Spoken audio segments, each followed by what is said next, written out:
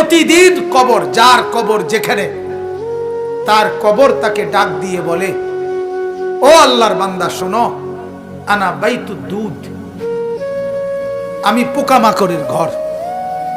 আমার বাপ শুনেন, যুবক আপনারাও শুনেন, আপনারাও শুনেন, কবর কিন্তু নির্দিষ্ট কোনো বয়সে যায় না বাপ। প্রতিদিন কোলের বাচ্চাও কবরে যায়, 90 বছরের বুড়োও কবরে যায়, 16 বছরের 20 বছরের তাগড়া জওয়ানও কবরে যায়। কবরস্থানে সব ধরনের লাশ আছে।